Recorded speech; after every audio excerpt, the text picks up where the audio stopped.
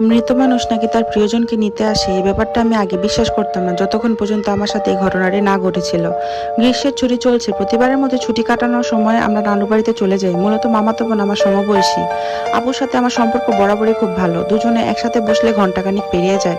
Best friend বলে কথা। নানুদের বাড়িটা চতুর্ভুজা, অর্থাৎ চারদিকে চারটা বড় ঘর। দক্ষিণ দিকের ঘরের পেছনে পুরনো পরিত্যক্ত পুকুর, পুকুরের কাছাকাছি নানাদের বংশ শিকদার বাড়ির মসজিদ, আর মসজিদ ঘেঁষা পারিবারিক কবরস্থান।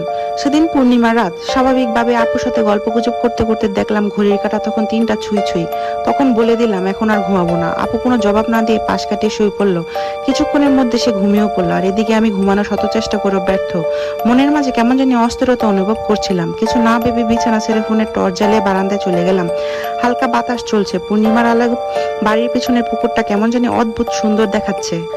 এত সুন্দর পরিবেশ যেন ফোনের টর্চ বিরক্তি এনে দিচ্ছে, তাই বন্ধ করে বারান্দায় থাকা পুরনো সোফাতে বসে পড়লাম। বসে বসে পরিবেশটা নিজেকে মানিয়ে নেওয়ার চেষ্টা করতেই একটু পরে মসজিদের সামনে কিছু একটার উপর আমার চোখ আটকে গেল।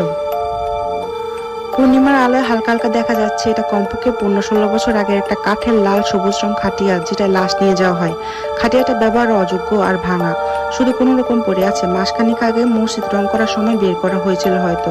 এসব ভাবতে ভাবতে ঘুম চলে আসছে, কিন্তু খাটিয়াটা দেখার পরে মন কেমন জানি করতে লাগলো। বিছানায় শুয়ে ঘড়ির দিকে তাকালাম, একটু পরে ফজরের আজান দেবে। এখন ঘুমালে নামাজ মিস হয়ে যাবে ভেবে আর ঘুমাইনি। মামিদের ঘর থেকে আওয়াজ পাচ্ছি, হয়তো মামা মামি নামাজের জন্য উঠবে। আমিও উঠে সোজা উঠান পেরিয়ে উত্তর দিকে থাকা পুরনো টিউবওয়েলের দিকে যাচ্ছি। এদিকে নানা আমার আগে উজু করতে এসেছিল দেখে, ও নানা তুমি বলে উল্টো পথে কয়েক কদম হেঁটে জাম গাছের নিচে অপেক্ষা করতে লাগলাম উজু শেষ হওয়ার। গাছের নিচ থেকে সোজা দেখা যাচ্ছে মসজিদের পার। তবে আমার যা দেখে মনে পড়লো তার জন্য আমি মোটেও প্রস্তুত ছিলাম না। হ্যাঁ হ্যাঁ, সেই খাটিয়াটি 12 বছর আগে যেটাই করে আমার নানাকে নিয়ে যাওয়া হয়েছিল। তবে যে আমি এইমাত্র নানাকে অজুরত অবস্থা দেখলাম। কিন্তু খাটিয়া গিরে 4-5 জনের মতো সাদা পাঞ্জাবি পরেও তো হুজুরদের মতো, এরা কারা? এসব ভাবতে ভাবতে বিকট কান্নার আওয়াজে ঘোর কাটলো। মামি কাঁদছে আর বলছে, আমার নাই গো। নিজের কানকে বিশ্বাস করতে পারছিলাম না। কি হচ্ছে এসব? দৌড়ে গিয়ে বুঝতে পারলাম, হ্যাঁ, নানু আর নেই। কিছুক্ষণের মধ্যে কান্নাকাটি পড়ে গেল ঘরের মধ্যে। অনেক মানুষ জড়ো হয়ে গিয়েছে। আপুকে দেখলাম পিছনে পাথরের মতো দাঁড়িয়ে আছে। পরক্ষণে মনে পড়ে গেল কিছু সময় আগে কি ঘটেছে। খাটিয়া।